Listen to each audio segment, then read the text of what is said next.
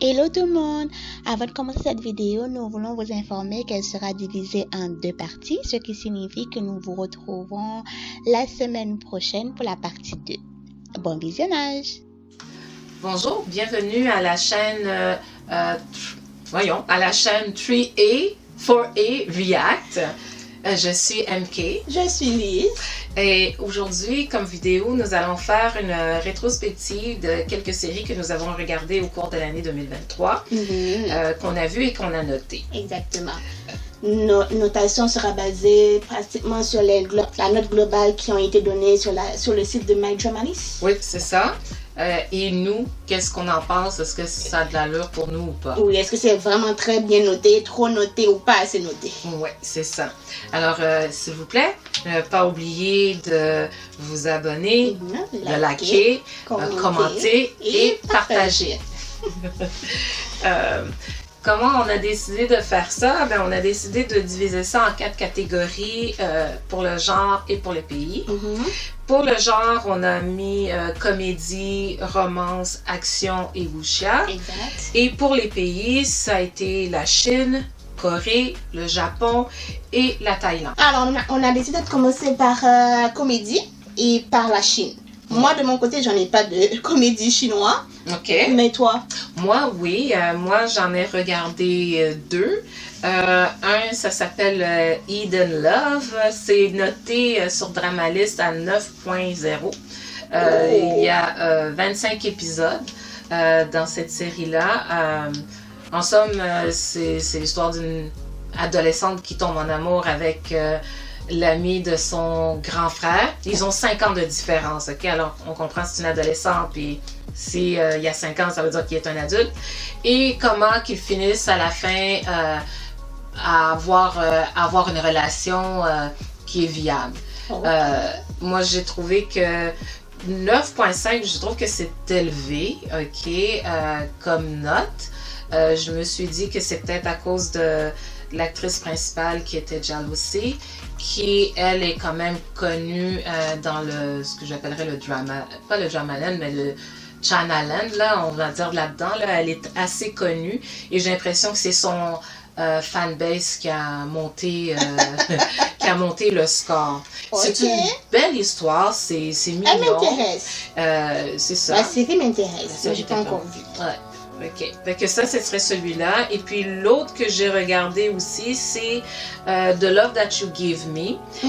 Celle-là est pointée 8.5 sur DramaList. Et puis, il y a 28 épisodes.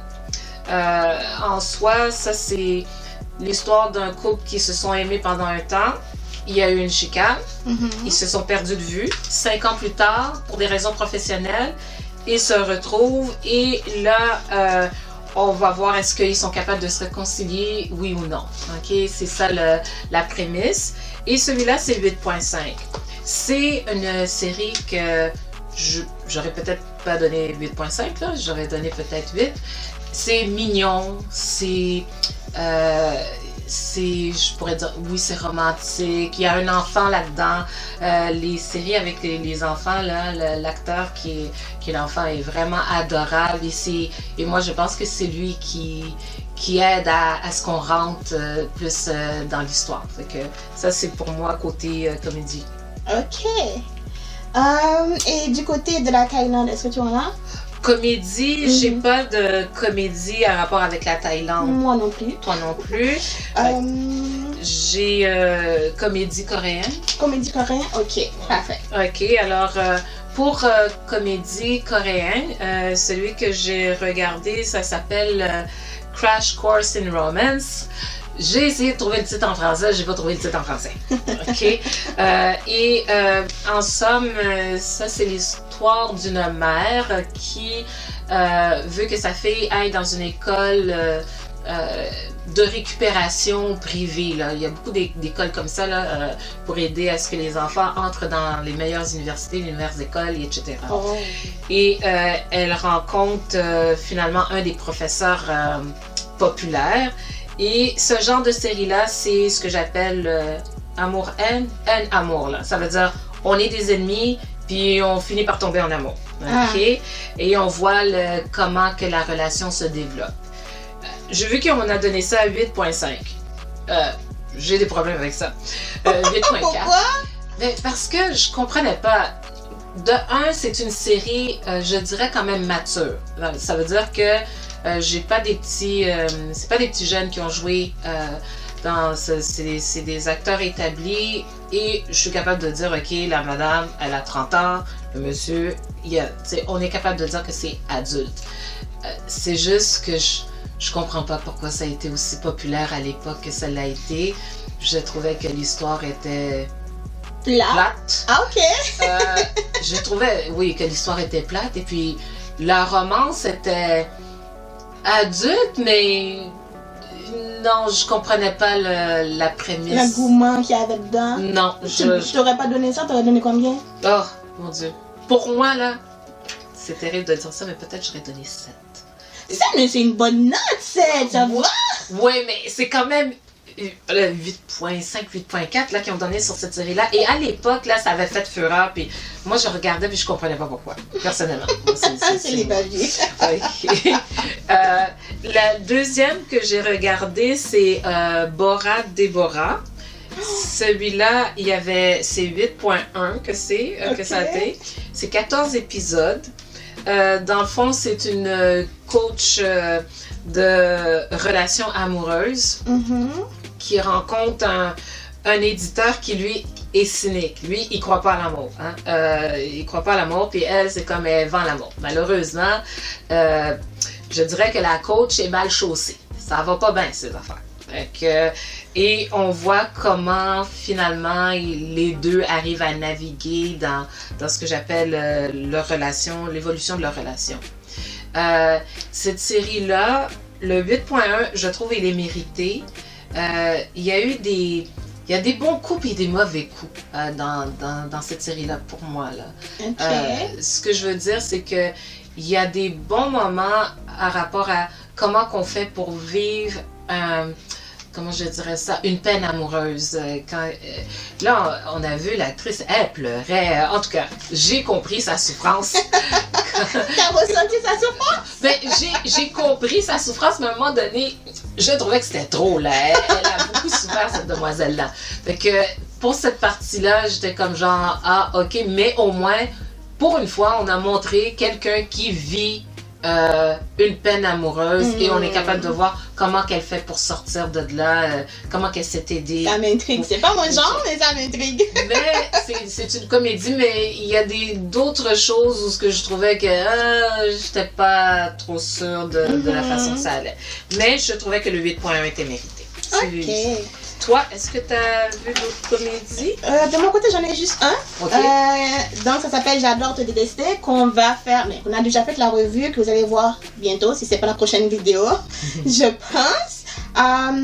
C'est noté sur My Journalist 8.5. Je comprends le 8.5. Je trouve pas que c'est une comédie. Moi, je l'aurais pas genré comédie.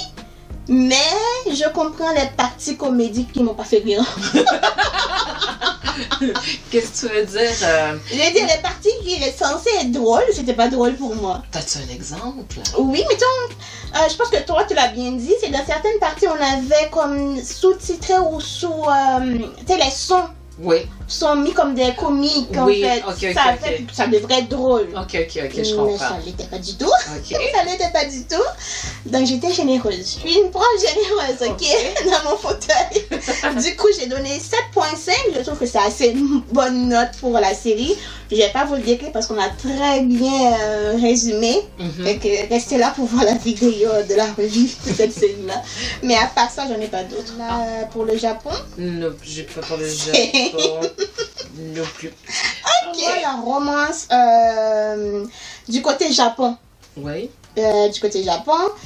Qui elle se rappelle de l'histoire, de toutes les histoires. Moi, je me rappelle pas des histoires, ok? Donc, le premier qui est bien noté sur My Journalist, c'est mon My Beautiful Man, mon bel homme. Mon bel homme. Alors, mon bel homme. C'est noté 8.9.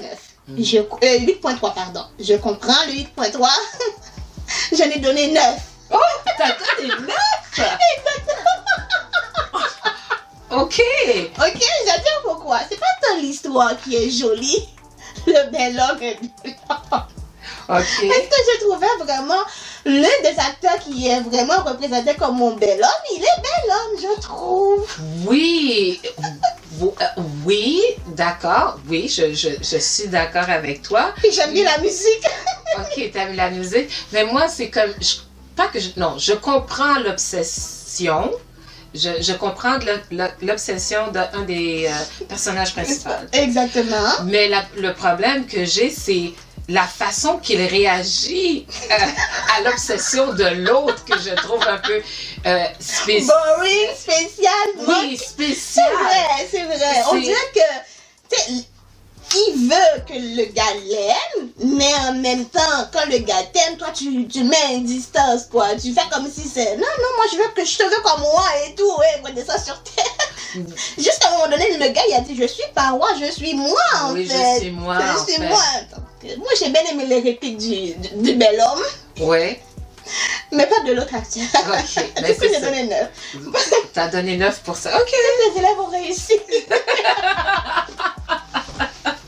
Ok, c'est bon. Tu peux arriver pour ça. Et puis. Ensuite, ben, c'est toi qui m'as fait regarder celui-là. Donc, ouais. J'ai vraiment adoré. C'est Tant que nous vivons toutes les deux.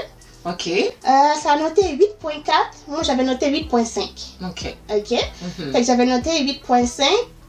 L'histoire, tu vas plus raconter que moi. C'est le Japon, c'est l'histoire. Oh, ok, le mariage heureux. Okay. Exactement. Dans le fond, celui-là, moi, je l'ai pris dans Romance, là.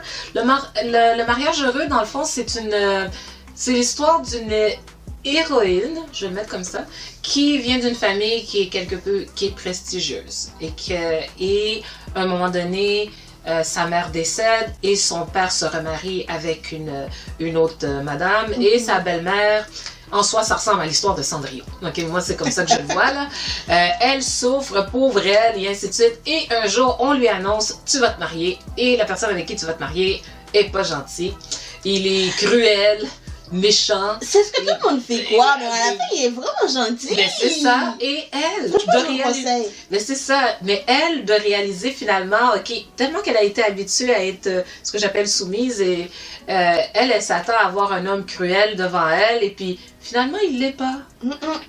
Et c'est pour ça qu'il est attentionné avec lui, aux petits soins et tout. C'est ça. Et cette série-là, ben, c'est pas une série, c'est un film, celui-là, qui est noté 8.4. 8.4. Et vraiment, ensuite, en dessous de ça, il y a un mystère qui se passe dans le village en question. Et puis, là, on voit que la Cendrillon en question a des pouvoirs spéciaux. Et là, s'embarque dans une aventure d'un peu... il y a du mystère, thriller, fantastique. Je trouve que pour une introduction dans le genre fantastique... Ouais, c'est bien. Tellement c'était bien. Je pensais qu'il y avait une suite. Moi, je voulais avoir une suite. Je voulais avoir la suite. C'est quoi la suite? Mais malheureusement, il n'y en a pas. Ouais. Toi, tu me donnerais combien? Ben moi, là, j'y aurais donné un 9, là. Moi, j'ai vraiment... moi, c'était la première fois... J'aime pas trop le fantastique, le trailer, les choses comme ça. C'est pas ma tasse de thé, personnellement, ok? Mais celui-là, j'ai été capable de le regarder du début à la fin. Et il y avait vraiment un mystère et... du mystique, alors moi j'aimais c'était bien. Moi aussi j'ai bien aimé. J'ai bien aimé. Toi tu l'aurais noté combien? J'ai noté 8.5. 8.5, un de plus. De la côté, en fait, tout ce que j'ai mis, parce que je ne suis pas du tout romance, tout ce que j'ai mis, c'est tout ce que vous allez voir les revues bientôt. J'ai mis Pastèque Scintillant. Ok. J'ai mis Vengeance du mariage parfait. Alors, Pastèque Scintillant, je regardais parce que MK m'a dit de regarder. Puis il est noté combien sur Dramalist? 9.2. Voilà. That's too much. Oh, comment tu peux dire que c'est trop? C'est trop. 9.2. MK, c'est trop. Le 7.5 que j'ai donné, c'est parce que la fin était jolie. Mais, mettons, ça a 20... 17, non, il y a 16 épisodes. 16 épisodes, alors du début, donc de l'épisode 1 jusqu'à l'épisode 13, c'est très plate pour moi. Oh.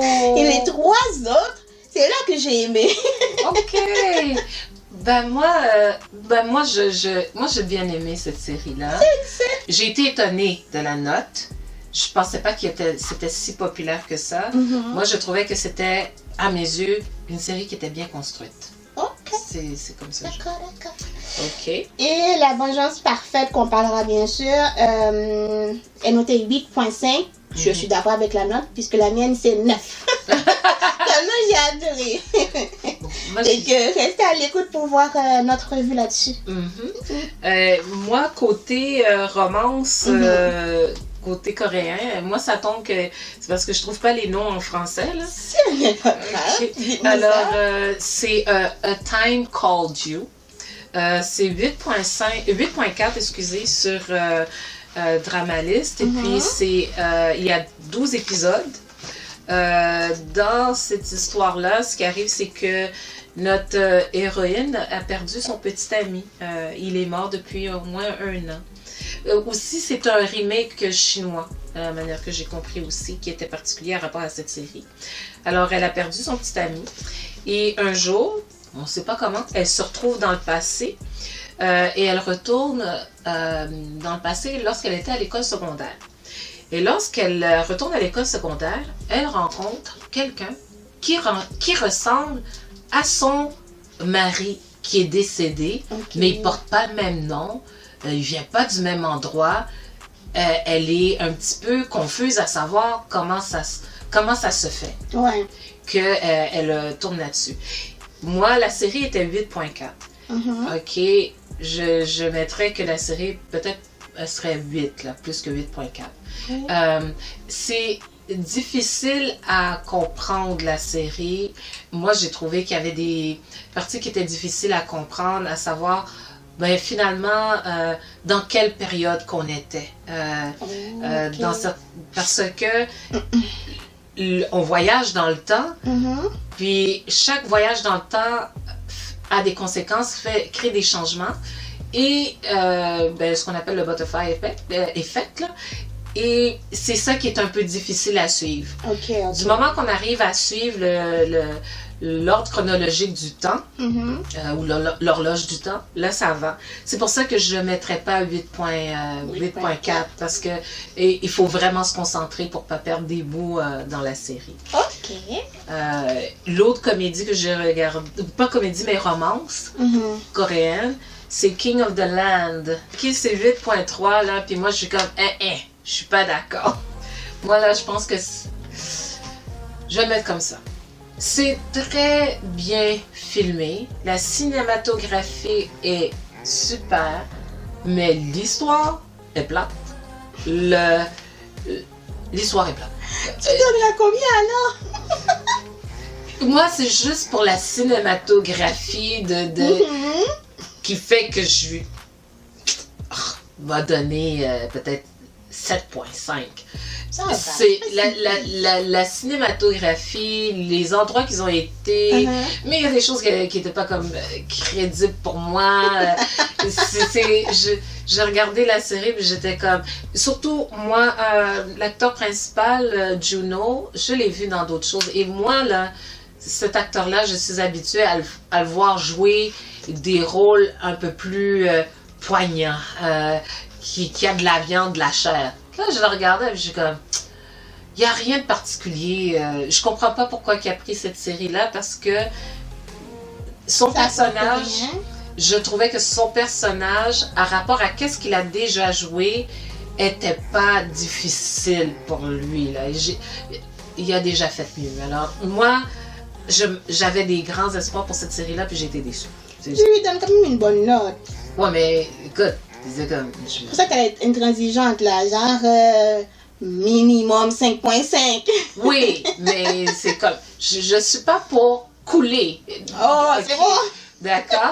J'ai quand même pris le temps. Je dis pas que vous perdez votre temps. Je vous dirais juste que quand vous regardez cette série-là, c'est une série typique coréenne, histoire d'amour. Romance. J'ai romance pour la Chine. J'ai un qui s'appelle Fake It Till You Make It. Ok, c'est 8.4 sur Dramalist. Il y a 14 épisodes. Et en soi, c'est l'histoire de deux professionnels, ok, des adultes, professionnels. Une est une avocate et l'autre est un investisseur banquier. Et chacun vit dans un monde compétitif, coopératif, stressant. Puis en plus, ils ont des pressions familiales. Alors, pour avoir un peu la paix, ils décident d'entrer dans ce qu'on appelle pas un mariage, là, mais ils font semblant d'être un couple. Okay. Alors, ils font semblant d'être un couple et ainsi de suite. Et finalement, on comprend qu'ils finissent par être un couple. C'est une histoire contemporaine. Puis je trouvais que le 8.4 est mérité. La série est vraiment axée sur des adultes. Ce ne sont pas des ados. OK? C'est des adultes qui vivent dans leur milieu de travail des moments qui sont stressants. Ils ont des échecs, des réussites et ils sont là l'un et l'autre pour s'épauler. Alors, je trouvais que c'était bien pour ça. Alors, je considère que la note va bien. Et l'autre que j'ai regardé, c'est Nothing But You. OK? Celui-là, c'est 8.3. Il y a 38 épisodes. Et je considère que c'est quand même le 8.3 est mérité à mes yeux, à moi. En soi, c'est l'histoire d'un ancien joueur de badminton dû à une situation a dû se recycler et devenir un joueur de tennis. Et il tombe en amour avec la propriétaire du club de tennis dans lequel il évolue. Ce qu'il y a de particulier dans leur relation, c'est que le jeune homme a 10 ans de moins que la demoiselle. On comprend que madame, comme je dis, elle a 10 ans de plus. Alors, si je me dis qu'elle est dans la trentaine, alors le monsieur doit être dans la vingtaine. Hein? OK, alors on voit comment ils naviguent leur relation avec le stress, la vie d'un athlète, qu'est-ce que c'est, et une femme professionnelle qui en tant que telle, je dirais, a peut-être pas besoin d'un homme qui est là à tous ses petits soins parce qu'elle est capable, elle est autonome financièrement, etc.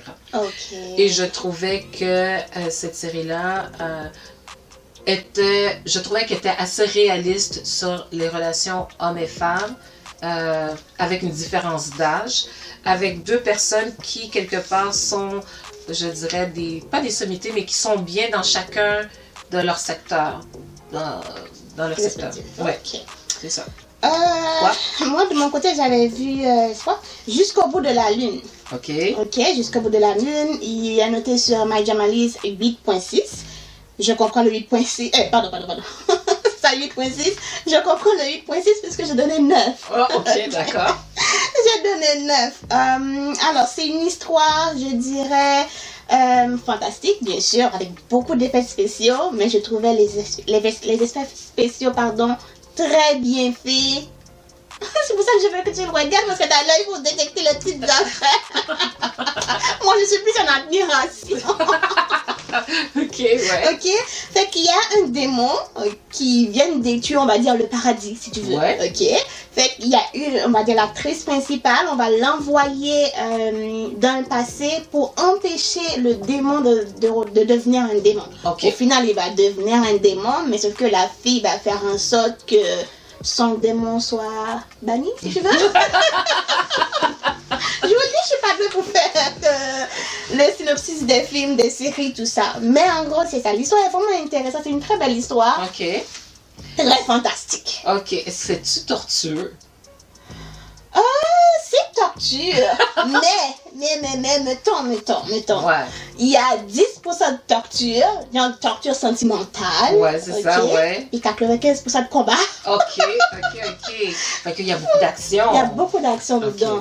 Il y a moins de temps de parole. J'aime bien quand il y a moins de temps de parole, plein d'action, puis moins de temps de romance. Mais il y a un peu de torture. Là-dedans, c'est tout ce que j'ai vu pour la Chine. OK. La Thaïlande, j'en ai pris un. OK, ça s'appelle Moonlight Chicken. Je ne saurais pas expliquer le Moonlight Chicken en fait. J'ai adoré la série. OK, j'ai adoré la série. Sur My Jamalis, c'est 8.3. Moi, je l'ai noté 9. c'est un peu biaisé, je dirais, parce que les acteurs principaux, je les adore, mais je ne saurais pas expliquer en quoi c'est vraiment intéressant à regarder, honnêtement, le Moonlight Chicken. Ben, moi, pour le Moonlight, je l'ai regardé aussi, le Moonlight Chicken.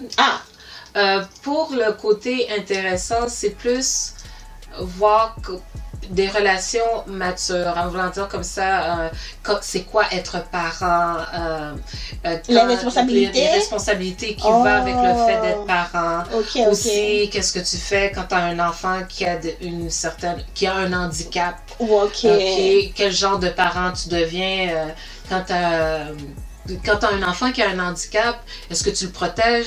Est-ce qu'en tant que tel, tu le laisses aller? Comment doser? Aussi. Les adolescents aussi, comment doser avec les adolescents? Parce qu'il y en a un, ben, c'est pas son enfant, mais quand même, il prend soin de l'enfant. C'est ça. Comment lui parler et tout. Et quand tu as un jeune couple qui arrive et puis il y a une naissance qui arrive, mais ils sont pas bien nantis, comment qu'ils naviguent avec ça. C'est vrai. Il y a des bonnes leçons là-dedans. Oui. C'est intéressant. Est-ce que tu noterais 8.6? Oui, moi j'étais correct avec le 8.6 de cette série-là. Il y a quand même, comment on appelle ça? C'est ce genre de série où on est dans la vie de tout le monde, la vie des gens ordinaires qui, on n'est pas dans le glamour et glitz, là, on est vraiment dans du terre à terre, dans l'ordinaire, la quotidienneté. Je t'aime plus, je fais quoi? Ouais. Pas ce qui se passe dans la série, mais le point sur le i, c'est bon. Ouais, c'est ça. Comment qu'on navigue avec ça? Ouais, c'est ça. C'est bien expliqué. Tu vois, c'est pour ça que j'aime bien quand elle fait les synopsis. Ok. Ben, c'est ça. C'était tout pour la Thaïlande? Oui, c'est tout pour la Thaïlande. C'est tout pour la Thaïlande. Okidoki.